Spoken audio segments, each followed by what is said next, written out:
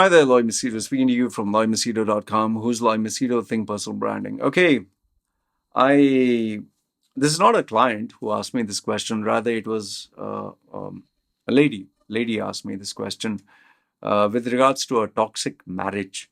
And if you remember, I had, quite some time ago, I had given you Ask Me Anything. There were one or two guys who had asked me about, my advice about marriage, or they had they ended up marrying the wrong person, and I totally forgot about that. So this kind of reminded me, okay, now it's time I speak about a toxic marriage. Uh, what is my advice if you are in a toxic marriage? It's very simple. If you know that you're in a toxic marriage, if you know that you're in a marriage that is not working, you need to leave. You seriously need to leave. And this might come across as a shock to you because many people say, no, make marriage work. And I understand where this comes from because if you actually look at it, we are taught that marriage is the highest, it's the greatest expression of love. Yeah, check on the internet, check on Facebook, or check, oh, he gets down on his knees and pops open the ring, and everyone, oh, so cute. Oh, and some people's goal, the ultimate goal is to get married. That is their greatest achievement. And then you have religion that says marriage, what God unites, man should not divide, and all that. But remember this much: whatever your opinion about marriage is, it's holy. It's a man-made institution. Okay, uh, society has made it. Like, uh, why did they make it? Because they wanted one man, one woman be together, have a family. Okay, this it is a ritual. It is a ritual because end of the day, remember this much: even if you're, what people do in marriage, they sign on a legal document or they have a religious ceremony.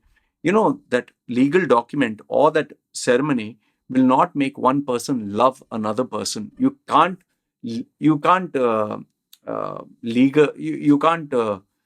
have a law to love someone. You can't force people to love someone. You just can't.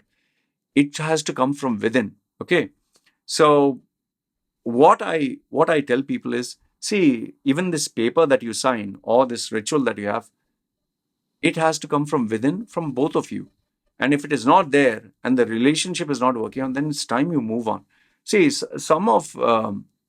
most of the people nowadays, we live in a day and age of social media.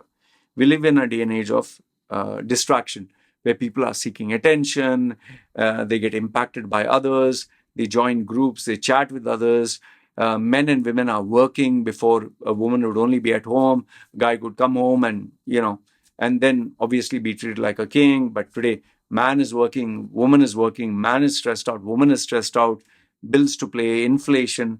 Sometimes life can be too complex. So marriage is not as simple as it used to be. So if, let's assume, you got married to someone, you got married based on that you are a certain personality type and she's a certain personality type. Okay, that is the reason you both got married, and you both knew that I like or I find this person attractive physically, mentally, emotionally, spiritually, whatever. And she also felt the same. So there was a common ground. But then after you get married, remember, you married, let's say, at the age of 20 or 25 or 30. Then after you got married, now you stay together. Once you start staying together, the dynamics change automatically, because now, before, you meet each other only when your mood is good or when you're free, and meeting each one was like a break. You take a break. But now you're literally seeing each other's face 24/7. It's no longer a break. It's like mandatory. You cannot say, give me space. That person is in your space. It's like, for example, if I were to eat a pizza, this is one of the examples I give. If I ate a pizza once a month, it's fun, it's nice, it's delicious. But if now I was made to eat a pizza, breakfast, lunch, dinner, Sunday, Monday, Tuesday, Wednesday, Thursday, Friday, and then next week, at some point you're going to go mad. At some point, it's no longer going to be fun. This is the same thing that happens with the relationships. When you're boyfriend and girlfriend, or when you're meeting each other once a while, it's fun. But then when you literally are on each other's face, in each other's face 24/7, and then you have, responsibilities, you have stress, you have pressure, you have the unpleasantries. things change. And then when stress comes in, when bills, you have to pay, when all the challenges come in, then it becomes different. And the worst part is the equation of money, the equation of your ego, uh, pride. And then you say things that, you want to say, no, this is me, this is me. That is where the complications take place. And remember, the one of my classic statements, which I always believe, familiarity breeds contempt. When a person gets to know you more and more, they can say things which are very, very sensitive that you tend not to forget. So, marriage is very challenging, extremely challenging. And like I always tell people, marriage is not for everyone. So, now let's assume you already got married. Okay. Now, you married at 20 or 30, but as time progressed, this is another problem. You change, she changes, man and woman both change. We change with time. See, when I was 10 years old, I was different. When I was 15 years old, I changed. When I was 20 years old, I changed a little bit more. 25, even more. 30, even more. 35, even more. 40, even more. Your likes, dislikes, your temptations, your priorities, your hobbies, your friend circle, the places you hang around, the types of movies you watch, everything changes about you. And it's not just you, your partner also. And then what happens is, all of a sudden, at some point, you realize, man, the person I loved was someone else because I was someone else. Today, I'm someone else. Do I really love this person? Or are you totally two different people, but you're just trying to act like nothing happened, or just trying to ignore the fact that you both are so different? I know so many customers and clients of mine, VIPs, really high network people. They they are in a relationship that has no longer the love, passion, interest, nothing. It's dead in the water. But the only reason they are staying together is because children. They realize that if we separate, oh, the children's life will get affected. Now, what do I think about it? See, each one has a different set of priorities. Me personally, I will not sacrifice my life for children, in the sense that I'm not going to be miserable just so that they can have a great day. And also keep in mind, children are not dumb. They can literally sense if there's no love in the house, there's no love in the family, or there's that togetherness is not there between the mother and father. Children are not dumb. They can sense it. But does that mean I'm endorsing? So break up and let things get messed up. That is a decision you have to take. But me personally, if I was in a relationship where I didn't feel connected, I'm not going to stay, even if there were children, 10 children, whatever. That's me. I don't know about you. See, keep in mind, what are the differences? Sex can be one, money can be one, personality can be one, goals, your goals change over time, career choices. Maybe it can even be something in terms of money or ego. So many factors, even family. In fact, people sometimes don't consider the religion. People think initially, yeah, religion doesn't matter. But when the child actually grows up, then they start fighting. In fact, I would say one of the biggest factors people never consider is when people work in the corporate world, as they enjoy more and more success, more and more money, that ego also gets into their head. And when you spend majority of your time in the office, that company or that friend circle that you give, that itself can affect you. Why do you think some people, after they work in a company for many years, they're not the same people? So uh, I would just say that, see, what is important before you get into a marriage, I always tell people, sit down with that person and discuss terms of breaking up, terms of divorce. I know this will be a very most of you say, "Why? How is that possible?" Prenuptial is very, very important. Legal.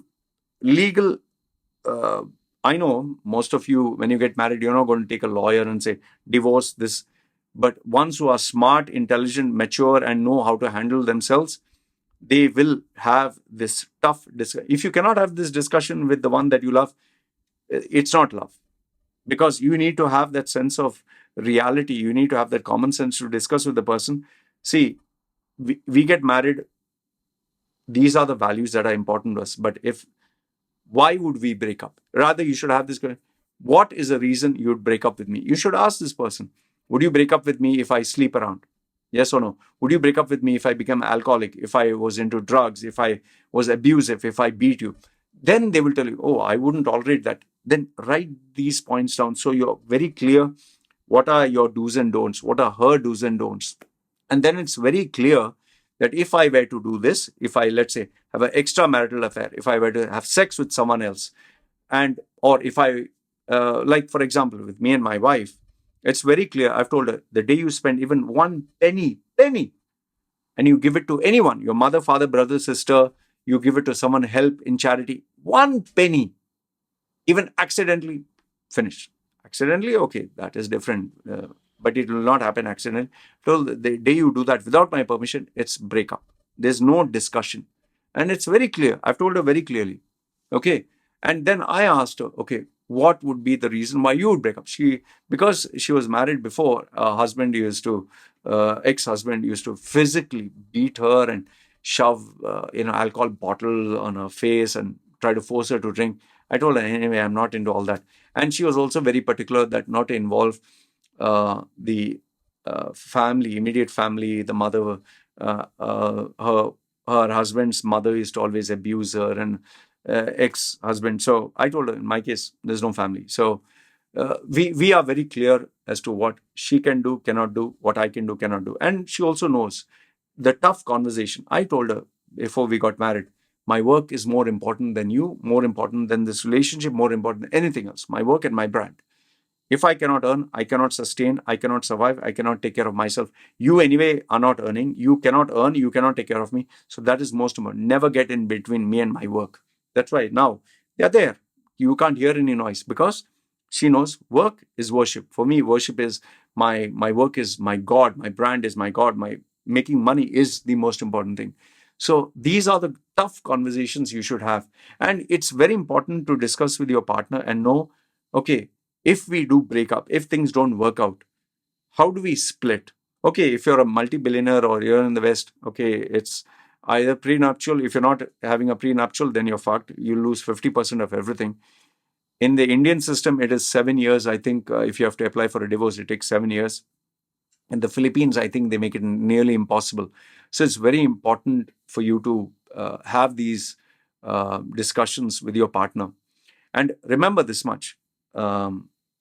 Me personally, if I had a choice between living a married life but being miserable, or being single and being at least average happy, I would choose that. You just have one life. And if you think, oh, I'm doing this for my child, what if your child tomorrow turns around and say, who the fuck asked you to do this? I never asked you to give me birth. I never asked you to be in the relationship. You chose. You're the bloody loser. I don't owe you anything. Then are you going to cry? Are you going to, oh, what will I do? What if you sacrifice and you stay in the relationship, but then tomorrow the child and the other parent, they become one and they treat you like shit. So I'm not trying to endorse that divorce is the best thing. But sometimes divorce is the only way out. Um, Rather than being miserable and fighting with your partner left, right, and center. But I would tell you this much, that divorce is not a joke. Divorce shouldn't be taken lightly. Divorce shouldn't be taken without considering all the options, the good, bad, ugly, and yes, having someone to literally guide you as to this is what you have to consider. So please make sure that you consult a professional, whether it's a lawyer. You need to understand, of course, the legal framework, what will happen if you're, especially if you're staying abroad, or uh, the law normally supports a woman. What is the price you'll have to pay? Do you have to pay alimony every month? You need to discuss all this and have someone mature who doesn't give you all this religious bullshit, but rather, and is doesn't care about society, but rather cares about you and can guide you to take the right step forward. Because always keep in mind, end of the day, you just have one life, just one. How do you want to live it? Do you want to live it being miserable, or do you want to live it achieving something that's worthwhile? That, I think, is a question you have to answer. So anyway, good, bad, ugly. Let me know your thoughts in the comments below. This is my opinion about being in a toxic relationship or marriage. I would say the best thing is a divorce, because end of the day, you can't change the other person. Okay, and when you both know each other, for ages and ages, sometimes both will end up being miserable. This is what I have to say. Let me know your thoughts in the comments below. Good, bad, ugly. Love to hear from you. It's me signing off.